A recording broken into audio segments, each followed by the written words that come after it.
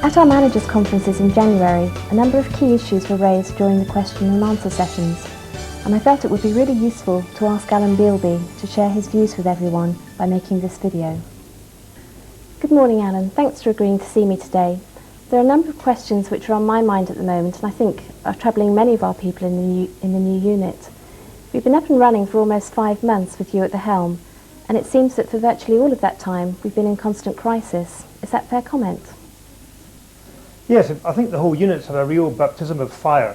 There's been really 3 reasons for that. We've had very buoyant provision, a lot of provision second lines before Christmas, which of course have been very good business.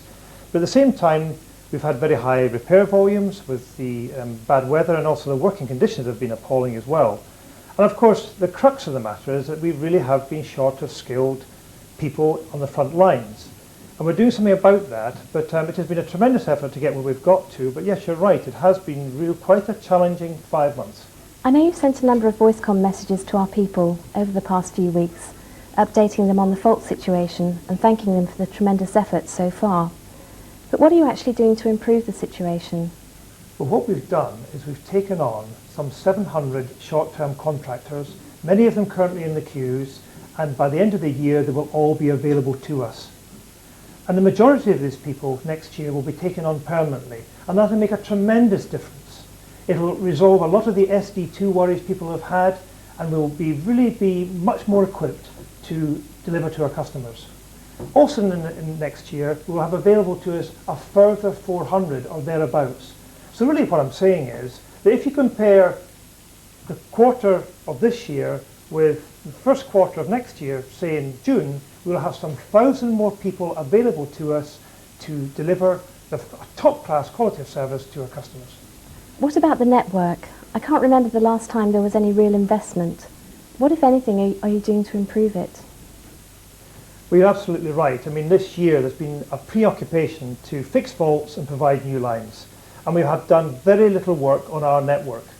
Now, with the additional resource we've got coming in, will be a golden opportunity to actually identify where the work's going to be done, and when the people aren't fixing faults and providing lines, they can do the value-adding work. And what we plan to do is to ask the teams, ask the people in the front line where the work has got to be done. They know what the priorities are. They know where our customers are not getting the service they require, and that's what we're going to do. Draw up a list of prioritised activity, and let's get on and do it, and keep doing it. We hear a lot of adverse criticism about Work Manager, and I think many people view it as a hindrance rather than a help. Is it really working? We've come a long way in operations over the last few years and really have now driven forward. One of the key tools we've had is Work Manager. Now, there are still some deficiencies of Work Manager, but it has allowed us to automate the work to our people in a very cost-effective manner. Now, as I say, we still have got to make improvements, and we've gone out on focus groups, we've interviewed people, we've listened, and as we speak now, the developers are pulling through some of the improvements, but they take time. When I hear criticism about Work Manager, it reminds me of CSS. If you remember, some years ago we introduced CSS, and at the time it really was marked down as being the worst thing that could happen. Can you imagine now living without CSS? And I think over the next few months, Work Manager will really come into its own, and people will be much more comfortable with it as we get the changes and improvements into the system. People have been talking about local business units, and I know that in Portsmouth we have our own trial, Portel.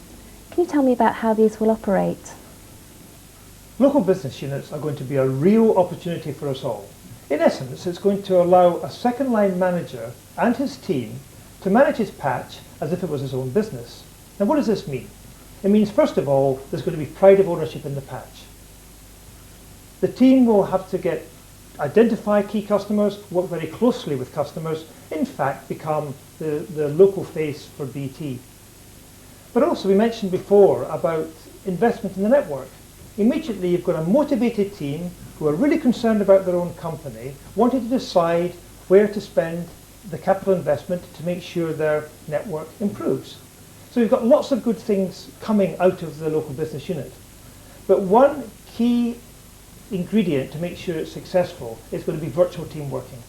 The local business unit, and it's happened already in Portel, will work very closely with planning colleagues, control colleagues, our consumer division and business division colleagues. And that way we can ensure that BT in the local community satisfies its customers, gives its customers what they want, and when it comes to telephone service, the customer thinks first and foremost of BT. You said that being part of a local business unit will help to motivate our people. Can you tell me how investing in our future and investors in people will feature in that? The success of local business units is very much going to depend on all of us changing our style, changing our behaviours. Now, investing in our future is an umbrella, ongoing initiative which is going to help us do that, because it's going to need all of us to support each other to make these changes. But it's not going to happen overnight. A similar initiative in CD called For a Better Life has been running now for 3 years, and they are still every year getting benefit from that initiative. And investing in our future will be very similar. You also mentioned investors and people. Now, investors and people will allow us to measure how well we're doing in changing our style and changing our behaviour. In actual fact, what we do is invite an external body to measure and see whether we meet a certain quality standard when it comes to managing people. But actually, it's a lot more than that. It's really all about making sure that we have regular one-to-ones, that the one-to-ones are useful, the coaching opportunities, that we have good, useful team meetings. And when we go on training courses, for example, we know before why we're going in a training course, and that we have a debrief with our manager after. So investors and people, yes, it's about registration, and we'll be applying for registration in May, but it's a lot more than that. It's about getting good management into our bloodstream so we can take all of us forward into the environment of local business units. I get the impression from some of our people that there hasn't been much training over the last year. What's your view on that? We spent tens of millions on training this year, multi-skilling, technical training for our core people, technical training for the wideband people, and of course safety. And all the new recruits have also required training coming in, and actually we spent well over £50 million. Next year we'll be maintaining the same level of spend on training.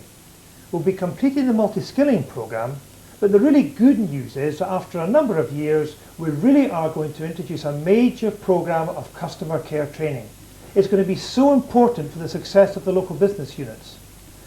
And be in no doubt, I'm absolutely committed to maintaining the training programme. People cannot give up their best, they cannot support customers, they can't relate with customers unless they feel confident and they're trained right up to the skills they need to give up their best. What are you doing about annual leave? I think it's probably the one thing that causes the most dissatisfaction to the most number of people.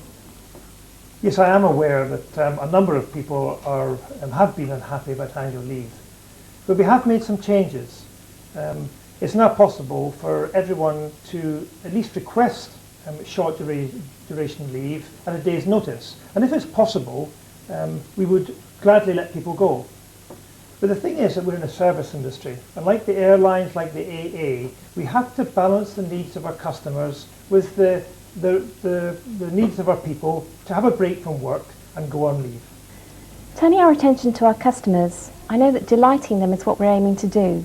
Why is that so important? Aren't we satisfying them already? Merely satisfying customers is no longer enough. We really have now got to delight our customers, particularly when they've got a choice. Research has shown that on a scale of 0 to 10, unless our customers score 8, 9, 10, they are likely to leave us and take their business elsewhere.